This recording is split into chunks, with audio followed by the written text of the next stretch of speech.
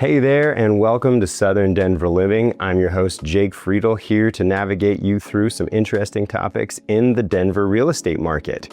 Now, today we're talking about the best appreciating neighborhoods in Denver. And we're going to go into a couple things there, right? What's historically the best, and what do we see as the neighborhoods that are going to appreciate greatly coming in the near future? So hang on tight toward the end for those really exciting ones that are kind of on the verge and maybe going to explode in the next 5 to 10 years. As you know, my sister Megan and I are professional real estate agents here in the Denver area. We are natives to this area. We've lived here our entire lives. We've never wanted to leave. We never backpacked across Europe for a summer, and maybe that's our loss, but we've been here watching the city grow for a long time. So if you're ready to find your perfect place, or you just want to chat about what it might be like to make a move to the Denver area, please check out the comment or the description section below and schedule a phone call with us, shoot us a text message, shoot us an email, whatever's best for you, and we will figure out how to get connected and what we can do to be of service. All right, so the importance of talking about appreciation is obvious, okay? You're gonna buy this house, you're hoping it's gonna appreciate, and someday you'll be able to sell it for a good amount of money. This is exciting news. This is why we're investing in real estate, aside from being able to paint our walls whatever color we want. So as we get into it, we're gonna talk about two explicitly different things. One is what I'm gonna call the classic compounder neighborhoods in Denver. These are the neighborhoods that have been beloved for a long time, that we can count on very steady, regular appreciation. They're not gonna skyrocket because everybody already knows these neighborhoods are amazing, but they're gonna be strong, consistent, great appreciators. In the next section I'm going to talk about is what I'm calling the wild card neighborhoods. These are the neighborhoods that are maybe not as expensive right now. Maybe they're not as desirable because there's not as fun things to do. Maybe the houses are starting to get older and things like that. And these are our neighborhoods that we anticipate could be a really great investment if you're willing to take a little risk and live in a neighborhood that's sort of, you know, in transition for the next 5 to 10 years. Think for Denver, if you're from here, the River North Art District 15 years ago was mostly industrial commercial area with very little space to live, no cool restaurants, no cool bars, really nothing there. It was not really a part of town that you wanted to hang out in or generally be in after dark. But now, today, the River North Art District is just a beautiful neighborhood. There's so much going on there. There's climbing gyms and fitness centers, and there are like markets where you can go in and have tons of the restaurants around, and some of the best restaurants in Denver, honestly, are in the River North Art District, or what we call Rhino. So that one is now moving into sort of classic compounder because it already popped. But we're going to talk about some of the ones coming up that we anticipate might be in that zone of Rhino. So when you're thinking about the path that's right for you, neither path is right or wrong. It's all a matter of what you're looking for. So to get into these classic compounder neighborhoods, you're going to spend more upfront, and it's going to be a great place to live the whole time. It's already a beautiful place. There's already an established neighborhood, and it's already very desirable. So it's safe, it's steady, it's predictable. These wild card neighborhoods, you know, you're going to get in for a lower price, and you could have this incredible growth, or you could not, because you never know when Denver's plans are going to fall apart and take what we thought was going to be a budding new neighborhood that's going to skyrocket and just have it be the same as it always has been. So that's the one risk you run, but we do see some pretty steady plans coming out of Denver. I think they're looking very reasonable, and some really good reasons to believe that these neighborhoods are going to grow, even if they don't skyrocket like the River North Arts District did 15 years ago. They will probably eventually have a pretty nice growth point, and maybe just not as hard of a takeoff as Rhino. Okay, now for some specifics. To set some ground rules here, I am only taking statistics from single family homes, which does include duplexes these days. For whatever reason, the real estate MLS board decided to do that. But here's the thing to know is that the appreciation per neighborhood, when I get into the specifics, was pretty similar if I looked at it from single family homes to including all types of homes like condos and townhomes. It wasn't dramatically different. The thing to know about that is that the single family home is the gold standard of appreciation. It's going to retain its value better in down markets. It's going to grow in value better in steady markets, and in boom and bust, in like the boom market, it's gonna grow phenomenally well. Next up is sort of the duplexes. You know, duplexes are adjacent to those single family homes. They're gonna do well too, not as well as the single families. And then the townhome style, the slot homes, the row home sort of things are next. And then condos kind of trail last. And right now we're actually seeing that in Denver, where there is tons of condominium inventory. So if you're up for a condo, it is a phenomenal time to buy. You're gonna have a ridiculous selection of things to look at. So if you need to tour any of those while you're in town, just let me know. We'll get you a tour of some of the coolest condos in Denver. Okay, classic compounder number one. We're talking Northwest Denver. Okay, that's the Highlands, Low-High, Berkeley, West Highland, Sloan's Lake, this whole area. And this is, I mean, if you're moving here from California, honestly, don't look no further. This is where you're gonna live. You'll be at home with all the other Californians who found this awesome neighborhood because it's the most walkable. It's got great eateries. It's got so much culture. It's a beautiful place to live. If you're coming from Berkeley, California, head on to Berkeley, Denver, and you're gonna be really pleased with yourself. Aside from the great restaurant scene and all the coffee shops, the other reason this neighborhood does so well consistently is because it's on the west side of town. So you can easily hop on I-70 and get to the mountains. You're probably a 15-minute drive from what we call the foothills, which is the little mountains that lead to the big mountains. Lots of nice hiking trails, easy access to skiing. So if you're on this part of town versus, you know, maybe over in Stapleton / Central Park or, you know, Congress Park, you're saving yourself 15-20 minute drive on your way to the ski resort. And that could be a big difference if you're trying to miss all the traffic. So, and if you're interested in this neighborhood, we also have a video with all the details on the different segments of the Highlands area. Please check that out. Make sure you subscribe to the channel. The thing exceptional about this neighborhood is that it is so friendly. It's incredibly easy to make friends. There's all kinds of people out and about all the time. Whether you're a new family looking for some new friends, you'll really easily make them if you're just out at the park with your kids. Easy to start conversations with people. Or if you don't have kids and you're just out at the coffee shop or out at the bar, you know, this is the area, I swear, where everybody just from California is like a magnet to this area and they all go there. So you're all there and you're all ready to make friends. Please do.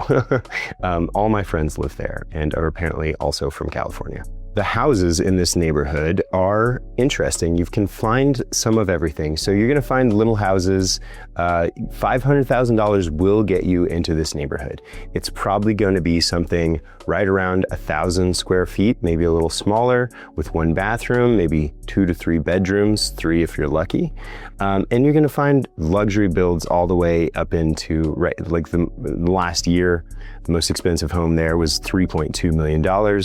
This is a bigger lot and an exceptional home. So anything in there, the average today is going to be in the low to mid 800s for a single family home. And now let's go back 10 years. Okay, and the reason I like to go back 10 years is when I'm advising my clients to think about their home as an investment, you should think about it as if you're going to own it for 10 years. Now, you probably won't have to, right? If you own a home for 5 years, you're probably going to make enough money and have a good appreciation and be able to sell it and move on to your next thing with a hefty down payment. Not always. If you bought in 2021, you're gonna be hard up to have made much money at all if you sell in 2026. That said, if you were thinking about this as a 10-year investment, as I think you should, remember Warren Buffett tells us, if you wouldn't hold on to an asset for 10 years, don't even think about holding it for 10 minutes. Okay, Anyway, this extreme but also very wise and safe thought on investments is why I'm going back 10 years. So 10 years ago, the average home was more like $500,000 in this neighborhood. So over the course of 10 years, we've seen an appreciation of total of about 63%, which adds up to about 5% on average per year, which is pretty solid. So if you bought an average home in the Highlands, Northwest Denver area about 10 years ago for $500-ish thousand, and you held on to it for 10 years, and we're gonna assume 20% down, a 30-year loan, and a 6% interest rate, which, let's be real, rates were a lot lower 10 years ago, so you probably refinanced, but I'm kind of giving you thoughts for today's interest rate environment. Anyway, you bought that house, you sold it 10 years later, assuming that average appreciation, you'd end up with about $483,000 in equity. And like I said, way more than that because your interest rate was a lot lower 10 years ago. All right, moving on from Northwest Denver, the next classic compounder we're talking about is the Washington Park, Platte Park, University, Belcarro neighborhood, okay? This is very central Denver, maybe kind of like south on the south side of Denver, really. But this is, Washington Park is the coolest park in Denver. If you're from California, this is Denver's Golden Gate Park. It's not nearly as cool. Okay, let me be very clear. It's smaller, it's not nearly as cool, but it is that. What we have is a collection of much smaller parks around the city, and this is our number one. Volleyball there all summer long, a couple of ponds, 2.5 mile lap to run around with a little, inner paved asphalt place to ride your bike or ride rollerblades or just walk during the winter. Beautiful park. I love it there. There are some amazing restaurants. Now, if I was going to pick a neighborhood to live in solely based on restaurants, coffee shops, and bars and things like that, I'm picking Northwest Denver. But Washington Park is great. There's some really nice stuff on Gaylord Street. My wife and I were out for a date night with some friends last night in Washington Park, so it's clearly a great hub. Platte Park, especially just across the highway from Washington Park, is an awesome hub. Some of my favorite restaurants in Denver are there. Sushi Den is fantastic. You'd be surprised what good sushi we can get. Not that we're like a coastal city, okay, so it may not compare, but it's really good. Lots of cool coffee shops, just not quite, I would say, overall as concentrated as the Northwest Denver area, but it's going to be very satisfying to live there. Other great things about this area, you're probably a 15-minute drive from downtown Denver if you want to go to the shows or any sporting events, any cool things like that. And then the mountains, you're probably an extra 15 minutes on top of Northwest Highlands. So if you want to get to the mountains, you probably take 6th Avenue instead of I-70 to get there. And it's probably 20 to 25 minutes. So really not bad. You're still on the west side of town as far as like a division of Denver goes, easy access to the mountains. For all these reasons, these are beloved places to live in Denver and therefore are doing very well in terms of appreciation. So if you're gonna find yourself a smaller home in these neighborhoods, that $500,000 equivalent in Northwest Denver is probably more like $550 to get something of similar quality in Washington Park. But a big difference here between Washington Park and the Highlands area is a higher concentration of luxury homes. The most expensive one in the last year was $15 million. That thing is so stunning. They didn't even show photos of it online. It was a private sale, but then tons more up into the 6 millions and 5 millions. Beautiful homes. This is a better place to spend your money if you're looking for something in the luxury market up towards the 4 to 6 million range. Now, talking that appreciation, 10 years ago, the average home in this area was about $578,000. Today, that's up to $1,055,000, which is amazing appreciation. We've got a total of 82.5% appreciation, and over the course of 10 years, that's an average of 6.1% appreciation. So we're doing really well in this neighborhood. Washington Park has been one of the best appreciating neighborhoods historically in the history of Denver. That pretend equity situation where you somehow got a 6% interest rate 10 years ago and never refinanced to a lower rate, you would be looking at something like, with the average home, $657,000 in equity to take with you onto your next purchase. Classic compounder number 3 is going to be Cherry Creek. Now, this is one of the most luxurious neighborhoods that you can find in all of Denver. You're going to find some of the most beautiful homes, and you're going to be very close to walkable areas, tons of good restaurants. We've got high-class restaurants, we've got nice little taco joints, a little bit of everything. We are about 15 minutes from downtown Denver, probably about 30 to 35 minutes from the mountains. So if you're heading up to the ski area, a little further than some of the last 2 neighborhoods, but still a really solid location. And you're just a few minutes away from Cheeseman Park and Washington Park. One of the reasons people love living in Cherry Creek is its access to world-class shopping and dining and urban amenities. There's just no other area town that's got access to this. This is a beautiful neighborhood that you may have seen years ago on South Park as one of the neighborhoods they make fun of. But don't let South Park make decisions for you on your neighborhood. This is such a premium place to live. As far as houses go, you're not gonna get yourself into a single family for less than about $1 million. Even at $1 million, you'd probably be lucky. So you're probably looking like more like $1.2 million for a single family home. You're gonna find some really nice duplexes and some row home sort of things available in the 800 to $1 million range. Now, as far as your appreciation scenario goes, if you bought an average home in Cherry Creek 10 years ago, you bought it for about $920,000. And today that's probably worth somewhere in the neighborhood of $1.9 million. So that's an appreciation of 107% over 10 years and about 7.5% year over year, which is phenomenal. Historically, even better than Wash Park. This is probably one of the best places in all of Colorado to get consistent, incredibly strong appreciation. And again, that imaginary equity scenario, if you bought average, sold average, and you made normal payments, you're looking at something in the neighborhood of $1.3 million in equity in your home. Okay, last but not least, we're talking about Park Hill, a classic Denver neighborhood on the east side of City Park. It's a beautiful neighborhood. It does feel more kind of like this almost suburban oasis in the city, but you're very close to so much. Like I said, City Park is one of the biggest parks in Denver. Lots of great things and sorts of like festivals, things happening in the summer. It's got the Denver Natural History Museum, or now called the Denver Museum of History and Science. Beautiful area, the Park Hill Golf Course, the City Park Golf Course, lots of cool things there.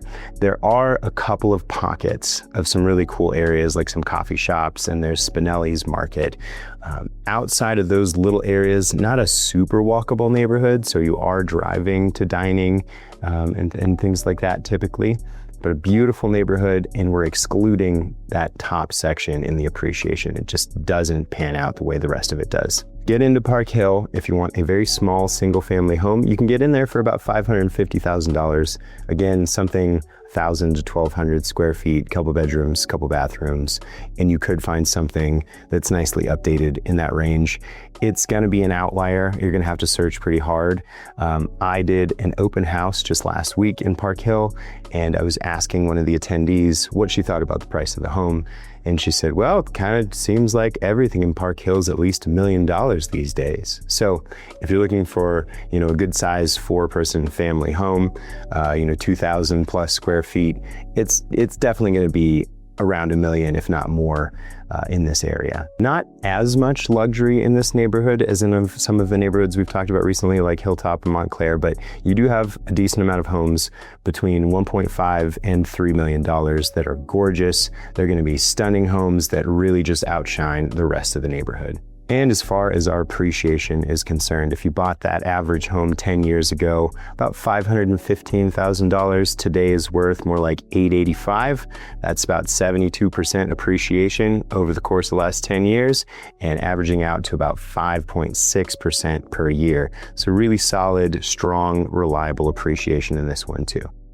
And if we're looking at that 10-year equity situation, you've probably got about $535,000 of equity. Okay, we made it. We're at the wild card neighborhoods, the neighborhoods that have the potential to really skyrocket over the next 10 years.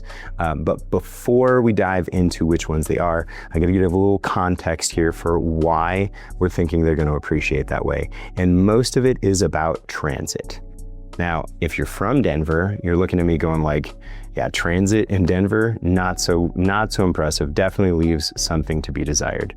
It's grown a lot over the last 20 years, but it's not very impressive if you're from one of the bigger coastal cities or like a Chicago. But it has gotten better, I promise. So Denver classically has been a car commuter city. You really need a car, at least one of them. If you have even, if there's two of you in the household, two drivers in the household, you can probably get by with one car, but you're gonna need a car at least sometimes. It's just a very spread out city, and it's not meant for everybody to be using public transit. Even as it's gotten better, RTD is the Regional Transportation District. Those folks work really hard, and they are doing a great job of turning this into a better public transit city. But they've acknowledged over the years some safety concerns, some service concerns. The impact of folks experiencing homelessness is taking it more of a toll on the light rail. Sometimes it's less pleasant to ride. And so a lot of times it's really full around like big events and Broncos games, things like that. But, some commuters use it. I don't know, when I go to the light rail, I'm not personally super excited about it. That said, growing transit is not about whether or not you in one of these neighborhoods are going to use it. What these growing transit centers are going to do is it's more about how the city is developing and what they will probably allow for the sake of land use in those areas. So when you have these transit areas, it changes land use in a major way. It says like we can build more housing in these areas, we can build taller buildings, and some of these transit centers are planned to be really nice areas. And so with that, these areas are going to grow and develop, not simply because there's more access to transit, but because it changes the land use around them. In addition, I think some of these areas are just due for some appreciation because they're close to areas that have appreciated well historically, and those areas are kind of just filling in. And there's only so many people who can move into Wash Park, and they love it there, and it stays expensive. So then people start filling in the areas around there, and therefore values start to climb. Some of these areas are also ripe for having homes scraped and building new homes on top of them. Denver's had an initiative over the last couple of years of issuing blanket ADU zoning, meaning in a lot of neighborhoods, you can now just build an ADU without asking, you have to get permission and permits for it, but you don't have to get an exception for your zoning, which is also really good for values. Last piece before we dive into the first neighborhood, there are some trade-offs that you'll have to tolerate if you're moving into one of these areas before the development is complete. Development comes with noise, congestion, more traffic. A lot of these areas are gonna have less parking, so there's definitely some things you're gonna have to tolerate over the next few years as you wait for this area to develop. But if you are willing to take the risk and looking for that big upside, I think it's probably worth it if you can tolerate some of those issues. First on my list, and this is maybe my personal favorite, so we're gonna get that right. We're gonna start with my favorite. We're talking sort of the southwest and kind of central west part of Denver. We're on the west side of I-25, and we're kind of right above where Santa Fe, which is Highway 85, kind of joins up and intersects with I-25. So we're talking Athmar Park, Ruby Hill, Barnum, Westwood, Barnum West, and even Marley.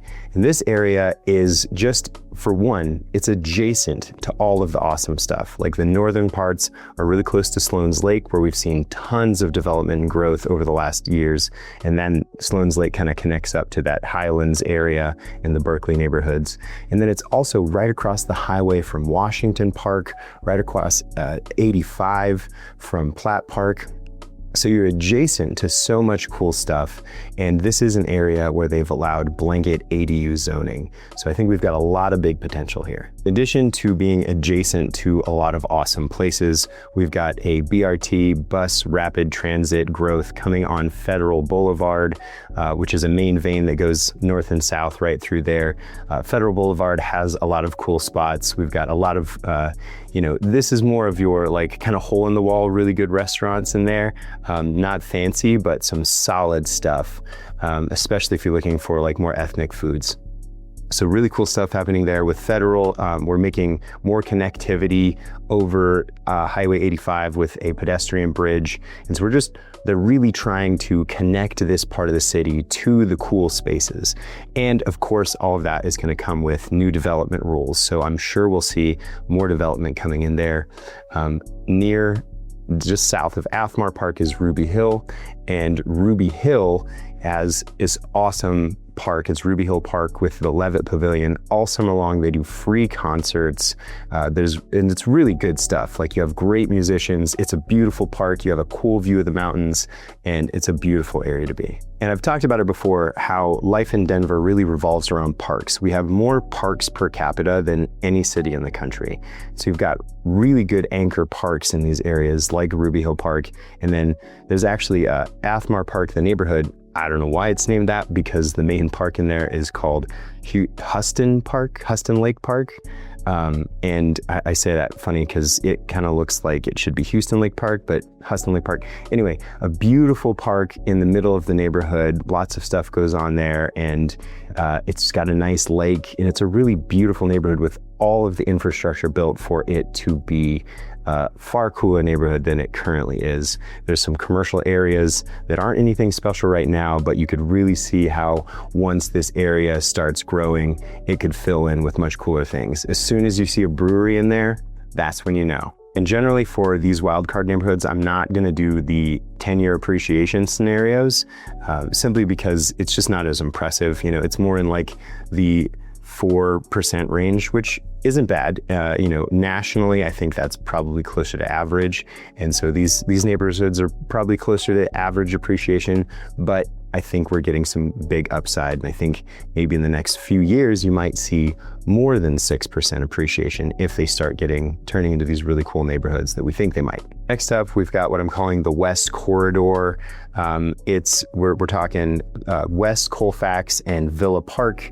This is close to the W line for the light rail, and we're getting more rapid bus transit in there. They're going to be widening some streets, expanding lanes, having specific bus lanes is the plan, and this is going to change development in there as well. So you're really close to Sloan's Lake, which has so much cool stuff all around it, like great restaurants, and the lake itself is a great park.